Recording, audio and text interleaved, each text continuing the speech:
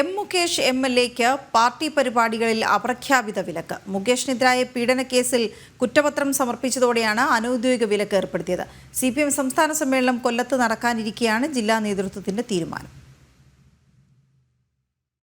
March ആദ്യവാരം CPM സംസ്ഥാന സമ്മേളനം കൊല്ലത്ത് നടക്കാനിരിക്കെ മുകേഷിനെതിരായ കേസുകളും ലൈംഗിക പീഡന പരാതികളും പാർട്ടിക്ക് ബാധ്യതയായി. ഇതോടെയാണ് അപ്രഖ്യാപിത വിലക്ക് ഏർപ്പെടുത്തിയിരിക്കുന്നത്. സംസ്ഥാന സമ്മേളനത്തോടനുബന്ധിച്ച് ജില്ലയിൽ നിരവധി പരിപാടികളുണ്ട്. എന്നാൽ ഇടത് MLA ആയ മുകേഷിന് ഇക്കഴിഞ്ഞ ദിവസം നടന്ന സെമിനാറിലും ക്ഷണം ഇല്ലായിരുന്നു.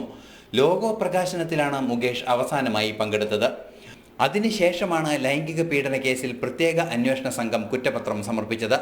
മുകേഷിനെതിരെ ആലുവ സ്വദേശിയായ നടി ആരോപിച്ച കുറ്റം തെളിയിക്കുന്ന ഗുരുതര പരാമർശങ്ങളും ഡിജിറ്റൽ തെളിവുകളും കുറ്റപത്രത്തിലുണ്ട്.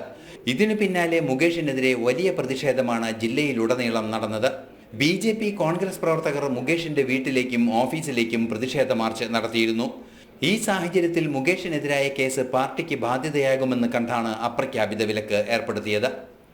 ജനം, കൊല്ലം.